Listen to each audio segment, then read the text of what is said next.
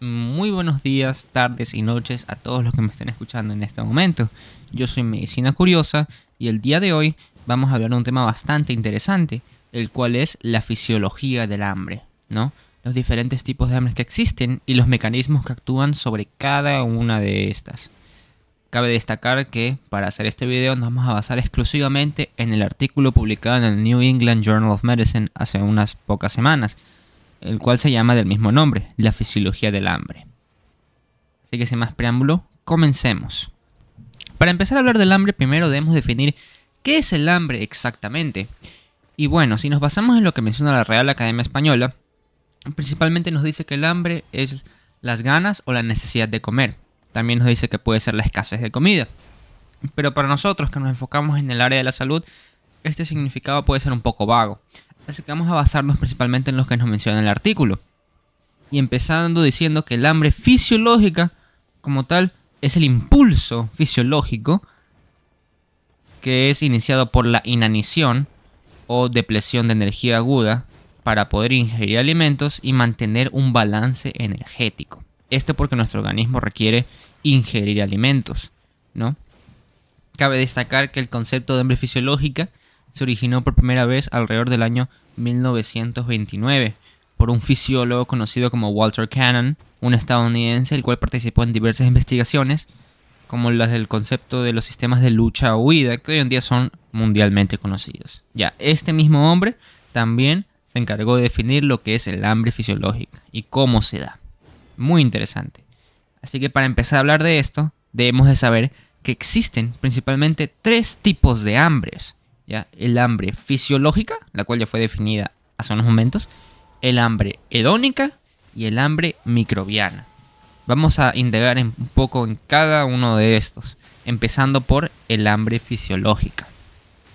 Ahora, para empezar a hablar de hambre fisiológica debemos de saber que no es algo tan complicado de entender. Obviamente hay muchos mecanismos detrás, pero aquí vamos a resumir un poco lo que es el hambre fisiológica normal, no alterada ni nada de esto. ¿Dónde se da? ¿Cómo empieza? ¿Cómo tú, como individuo, empiezas a tener hambre? Pues bueno, todo esto se da a nivel del estómago, principalmente, ¿ya? Y juega un papel importantísimo el sistema nervioso entérico. Ya, estas son las neuronas que están distribuidas a lo largo de todo nuestro intestino, principalmente con fibras parasimpáticas del nervio vago. Ok, cuando tu estómago está vacío, las fibras parasimpáticas del plexo entérico van a empezar a notarlo, ya que tu estómago está vacío y atrofiado, por lo que va a empezar a mandar señales para que las células del estómago secreten una hormona conocida como grelina, ya esta conocida también como la hormona del hambre, la cual va a viajar a través de la sangre hacia el hipotálamo, por lo que esto se conoce como el eje hipotálamo-intestino. Ya, al momento en que viaja al hipotálamo, se va a unir a sus respectivos receptores y va a empezar a estimular la sensación de hambre. A la par de que ocurre esto, también se empieza a activar el circuito de recompensa de dopamina. Y esto es importante porque este circuito es el que se encarga de generarnos el deseo de comer. La grelina y la dopamina actúan a la par para generar ese impulso de que tengo hambre y quiero levantarme a ver la comida. Por lo que he dicho en pocas palabras, ¿cómo empiezas a tener hambre? Tu sistema nervioso se da cuenta, estimula tu estómago para que secrete grelina, conocida como la hormona del hambre. Esta llega al hipotálamo y al mismo tiempo que se une a sus respectivos receptores, que vean aquí en pantalla, se empieza a secretar dopamina. Dopamina, la cual a su vez potencia la acción de la grelina para que tú finalmente vayas a comer algo. Cabe destacar que esta no es la única manera en la que el hambre fisiológica puede empezar, sino que también por una hipoglucemia, ¿ya? Como sabemos, nuestro cerebro es fanático de utilizar la glucosa como combustible, y si detecta que en el plasma de tu sangre no hay suficiente glucosa como para abastecerse a sí mismo, va a mandar señales para que ingieras alimentos ricos en carbohidratos, para que así tus reservas de glucógeno y tu cerebro estén tranquilos, ¿va? Ahora, ya hablamos de lo que es el hambre fisiológica. Sin embargo, también existe lo que es la saciedad fisiológica. ¿Cómo se da esta saciedad fisiológica? Pues bueno, esto empieza similar a cómo empieza el hambre, ¿ya? Sino que esta vez, en vez de tener una atrofia en el estómago porque no hay comida, ahora tú, glotón, fuiste e ingeriste un rico almuerzo. Tu estómago se va a distender. va a aumentar su tamaño, se va a llenar. En el momento que tu estómago se llena, tu sistema nervioso entérico se va a percatar. Y cuando empieza a llegar hacia el duodeno, se van a empezar a secretar una serie de hormonas. ¿Ya? Una serie de hormonas entre las cuales principalmente encontramos la colecistoquinina, el péptido YY y la GLP-1. Hormonas que están íntimamente relacionadas con la saciedad. Estas hormonas a su vez viajan hacia el hipotálamo y se unen al mismo, ¿no? La GLP-1 y la colecistoquinina tienen diversas funciones, de las cuales vamos a indagar un poco más adelante. Pero en pocas palabras, hasta ahí queda. Esa es la saciedad a corto plazo. Tu estómago se distiende y tu sistema nervioso empieza a que tus hormonas de tu intestino delgado secreten diversas hormonas, entre las cuales están la colecisto, GLP-1 y péptido YY, ¿no? Esa es la saciedad a corto plazo. La saciedad a largo plazo se alcanza no únicamente con un estómago lleno, sino con niveles regulados en plasma de aminoácidos, polisacáridos y lípidos, ¿no? O sea, básicamente que los macronutrientes hayan llegado a tu torrente sanguíneo y que tus células las tengan a disposición de ser necesario. Eso es en cuanto básicamente la saciedad fisiológica a largo y corto plazo. Ahora vamos a hablar un poco de lo que es el segundo tipo de hambre que existe, el cual es una un poco más compleja de definir que la anterior, la cual es el hambre hedónica. El hambre hedónica como tal, lamentablemente no la puedo definir como que A causa B, como hablamos un poco en el hambre fisiológica, sino que el hambre hedónica es un hambre multifactorial, el cual viene desde componentes sociales, psicológicos, económicos y culturales, incluso hasta religiosos. ¿Ya? Entonces es un poco más complejo definir qué la causa. Sin embargo, sí se han logrado detectar ciertos patrones o matices que nos pueden servir para detectar si una persona tiene algún conflicto de hambre hedónica. ¿Ok? Empezando por las tendencias que tenemos como seres humanos. ¿Por qué nosotros tendemos a querer alimentos dulces y ricos en sal o grasas, ¿no? Alimentos con alta palatabilidad? Y esto se puede rastrear, según el paper, hasta su origen en los niños, en la leche materna. ¿Ya? Nosotros cuando somos recién nacidos vamos a tomar leche de nuestras madres, leche cuyos componentes son principalmente azúcares, grasas y sales. ¿Ya? Nuestro cerebro tiende a asociar esa comida con seguridad, ya que sabemos como tal que es un alimento muy seguro, y por ende te crea el hábito inconsciente de que buscas alimentos similares a la leche materna, ya que están asociados como seguros. ¿Ya? Por eso es que la mayoría de los infantes tienden a preferir alimentos dulces y salados a amargos. Obviamente hay excepciones, pero esa es la norma.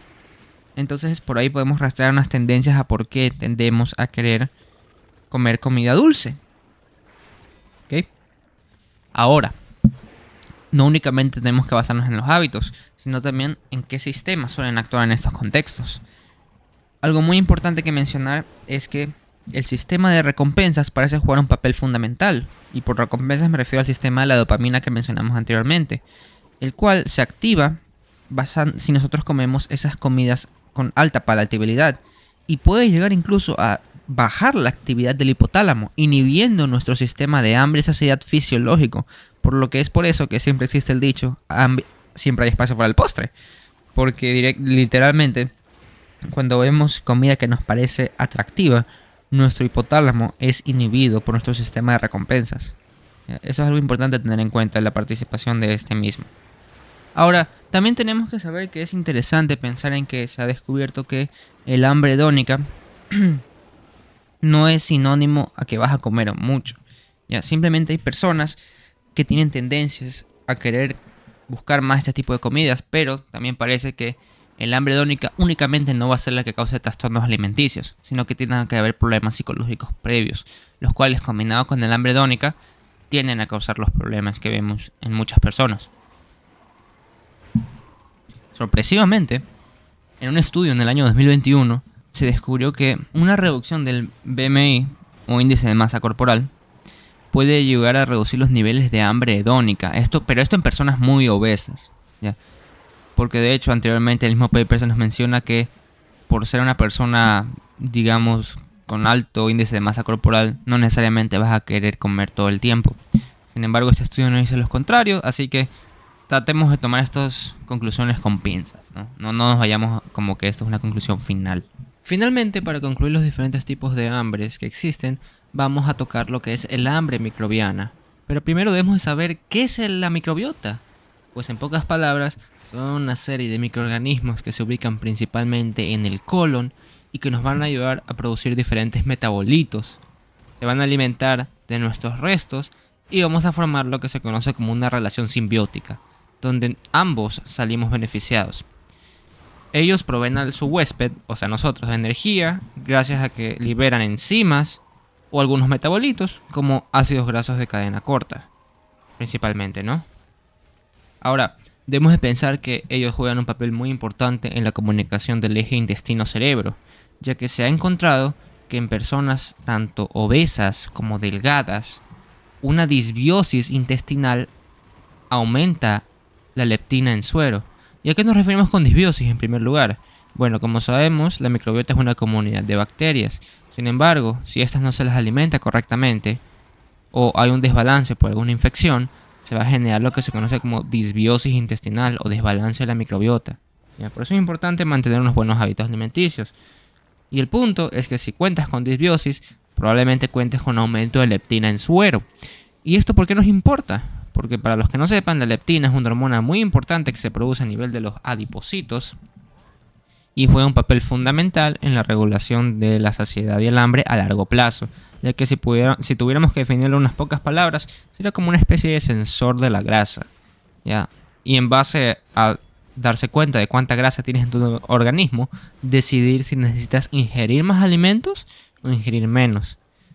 Sin embargo, si hay demasiada leptina en suero, se puede causar una resistencia a la insulina, similar a lo que ocurre con la insulina, ¿no? Entonces eso es algo importante a tener en cuenta. Y si la leptina no se puede hacer bien su trabajo, te puedes perjudicar bastante a largo plazo en cuanto a tu hambre y saciedad. Ahora, también debemos de pensar que en las personas obesas, al haber un aumento de la permeabilidad intestinal debido a una inflamación, como lo es la obesidad, ¿no? Algunos metabolitos de estos microorganismos pueden atravesar la barrera intestinal y llegar al tejido adiposo, ¿ya? A su vez, alterando los mecanismos de la leptina, como mencionamos anteriormente, y terminar en lo que se conoce como una disglicemia, y en algunos casos, diabetes tipo 2. Ahora, también algo muy interesante que podemos decir es que se ha encontrado que algunos prebióticos de la microbiota, incluyendo la oligofructosa y la inulina, pueden inhibir el hambre, ya que incrementan la síntesis de la GLP-1 y el péptido IgG, mientras que a su vez inhiben la producción de grelina. ¿Ya? Esto es interesante, ya porque podemos decir que una microbiota saludable puede llegar a aumentar los niveles de saciedad en las personas. Sin embargo, en un caso contrario, se ha encontrado que en niños o infantes con obesidad, suplementación con oligofructosa y inulina, sí, bajó la ingesta alimentaria, pero como consecuencia y el cuerpo tratando de complementar esta bajada de comida, aumentó los niveles de grelina, lo que a su vez podemos interpretarlo como un aumento del hambre. Y esto suena un poco contradictorio, ¿no? Decimos que aumenta la saciedad, pero al mismo tiempo aumenta el hambre. ¿Por qué nos interesa esto? Pues bueno, principalmente porque en las personas obesas, usualmente los sistemas de saciedad y hambre fisiológicos están desregulados o no funcionan de manera correcta. Por lo que en base a estos datos podemos interpretar que si se les da probióticos y se logra corregir una posible disbiosis intestinal, el organismo puede ser que consiga regular sus propios sistemas fisiológicos de hambre, y a lo cual puede ser bastante positivo para el paciente. Ahora, algo que sí debemos de saber en general sobre los estudios realizados en la microbiota es que todavía la investigación es bastante limitada. ¿Limitada por qué? Porque la mayoría de estos estudios y muchas de las hipótesis de las que hemos estado hablando en este video están basadas en estudios en roedores o en animales. Los estudios en humanos sí existen, pero no son tan extensos como los de los animales. Entonces todavía queda realizar más investigación en este ámbito para poder llegar a unas conclusiones más certeras. Así que agarrar estos resultados con pinzas. Pero en todo caso vale la pena revisarle a tu paciente la microbiota intestinal, ¿no?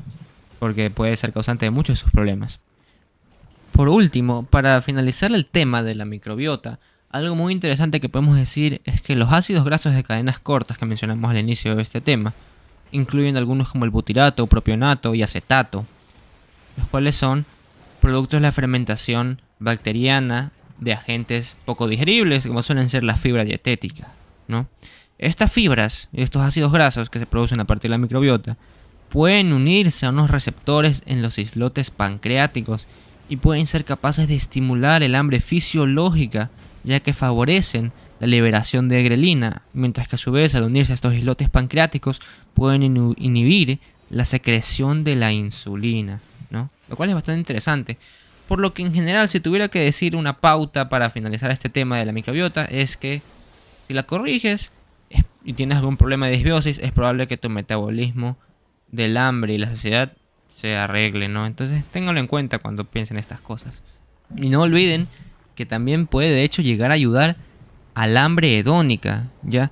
Porque aparte de estimular el hambre homeostática, los ácidos grasos de cadena corta, específicamente el propionato colínico, puede reducir el hambre hedónica a través de la inhibición del sistema nervioso central de recompensa, el sistema de recompensa del sistema nervioso central, ¿no? Lo que es bastante interesante, sobre todo para las personas que sufren de mucha llamada hambre psicológica, creo yo.